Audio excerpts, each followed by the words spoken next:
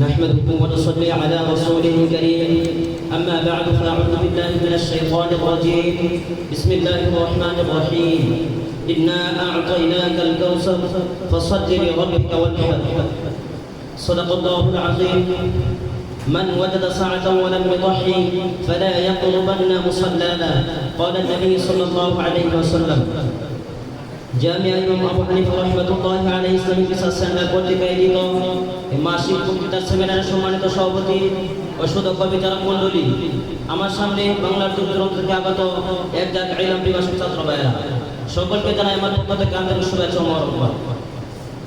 সম্মানিত উপস্থিতি, আজকে আমাকে যে বিষয়টি নির্ধারণ করে দেওয়া হয়েছে তা হচ্ছে কুরবানির গুরুত্ব ও ফজিলত।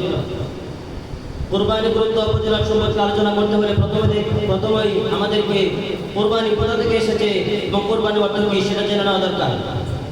কুরবানি শব্দটি কুরবান থেকে এসেছে, যার অর্থ নিকটবর্তী হওয়া। কুরবানি এমন এক ইবাদত বোঝানো হয় যার দ্বারা আল্লাহ তাআলার সন্তুষ্টি ও নৈকট্য অর্জন করা যায়। সম্মানিত উপস্থিতি, কুরবানির প্রচলন হযরত আদম আলাইহিস সালামের সামনে থেকে চলে আসছে। নবী করিম সাল্লাল্লাহু আলাইহি ওয়াসাল্লামকে লক্ষ্য করে আল্লাহ রাব্বুল আলামিন কুরআনুল কারীমে বলেন, ইন্না আ'তাইনাকাল কাউসার ফাসাল্লি লিরাব্বিকা ওয়ানহার। হে নবী, আপনাকে আমি হাউজে কাউসার দান করেছি, তার শুকরিয়া স্বরূপ আপনি নামাজ পড়ুন এবং কুরবানি করুন।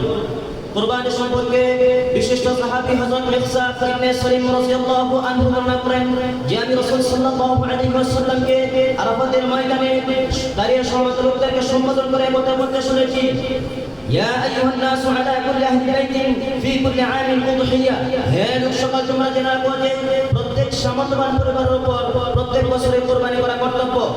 আর যে পরিবার উপর কুরবানি করা সামর্থ্য নেই তাদের উপর কর্তব্য নয়, কেননা আল্লাহ রাব্বুল আলামিন এমন কোন কাজ, এমন কোন দায়িত্ব এমন কোন ব্যক্তির উপর চাপিয়ে দেন না যা তার সাধ্যের বাইরে হয় বা সামর্থ্যের বাইরে হয়। সম্মানিত উপস্থিতি, উল্লেখিত কোরআন ও হাদিস দ্বারা এটা স্পষ্ট বোঝা যায় কুরবানি হচ্ছে সবচেয়ে বড় সওয়াবের কাজ। সুতরাং যারা সামর্থ্য থাকা সত্ত্বেও কুরবানি করলো না, তাদের মতো হতভাগা এই পৃথিবীর বুকে আর হতে পারে না। সম্মানিত উপস্থিতি, হুজুর সাল্লাল্লাহু আলাইহি ওয়াসাল্লাম হাদিস শরীফে ফরমান, মান ওয়াজাদা সাআতান ওয়া লাম ইউদাহি ফালা ইয়াকরবান্না মুসাল্লানা। যে ব্যক্তি সামর্থ্য থাকা সত্ত্বেও কুরবানি করলো না, সে যেন আমাদের ইতিহাসের কাছে না আসে। সম্মানিত উপস্থিতি, এবার আলোচনা করা যাক কুরবানির ফজিলত সম্পর্কে। হযরত সাঈদ ইবনে আকরাম রাদিয়াল্লাহু আনহু বর্ণনা করেন, একটা সাহাবা ইকরাম রাদিয়াল্লাহু আনহু হুজুর সাল্লাল্লাহু আলাইহি ওয়াসাল্লামকে জিজ্ঞাসা করলেন, ইয়া রাসূলুল্লাহ, কুরবানির তাৎপর্য কি? রাসূল সাল্লাল্লাহু আলাইহি ওয়াসাল্লাম বলেন, সুন্নাত আবিকুম ইব্রাহিম। এটা হচ্ছে তোমাদের ধর্মের পিতা হযরত ইব্রাহিম আলাইহিস সালামের সুন্নাত। সাহাবায়ে কেরাম আবার আরজ করলেন, ইয়া রাসূলুল্লাহ, তাতে আমাদের জন্য কি সওয়াব রয়েছে? রাসূল সাল্লাল্লাহু আলাইহি ওয়াসাল্লাম বলেন, কুরবানিকৃত পশুর প্রত্যেকটি পশুর বিনিময়ে একটি করে সওয়াব দেওয়া হবে। সম্মানিত উপস্থিতি, হুজুর সাল্লাল্লাহু আলাইহি ওয়াসাল্লাম এর হাদিস শরীফে ফরমান, কুরবানির দিন আল্লাহ রাব্বুল আলামিনের দরবারে বনি আদমের পশু জবাই থেকে অন্য কোনো আমল বেশি পছন্দনীয় নয়। কিয়ামতের দিন কুরবানিকৃত পশুর তার লুম খুর সিংহ উপস্থিত হবে, তার রক্ত মাটিতে পড়ার পূর্বেই আল্লাহ রাব্বুল আলামিনের দরবারে পৌঁছে যায়। প্রিয় উপস্থিতি, এই পর্যায়ে বলতে চাই, কুরবানি যেন আল্লাহ রাব্বুল আলামিনের অনন্ত সন্তুষ্টির সান্নিধ্য লাভের উদ্দেশ্যে করা হয়। কারণ আল্লাহ রাব্বুল আলামিন পবিত্র কালামে বলেন, ফাসাল্লি লিরাব্বিকা ওয়ানহার। তুমি তোমার পালনকর্তার উদ্দেশ্যে কুরবানি করো এবং নামাজ পড়ো। এমনভাবে আল্লাহ রাব্বুল আলামিনের পরিপূর্ণ আনুগত্য তাকওয়া পরস্পরী হচ্ছে কুরবানির মূল লক্ষ্য।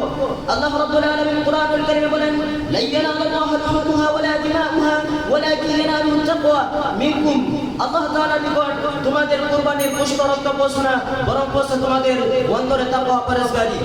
সম্মানিত উপস্থিতি, আমাদেরকে কুরবানি যাদের সামর্থ্য আছে অবশ্যই কুরবানি করতে হবে।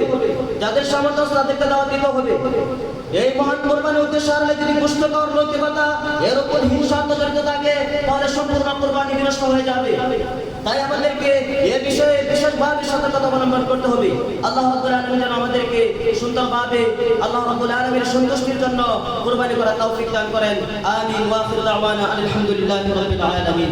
আসসালামু আলাইকুম।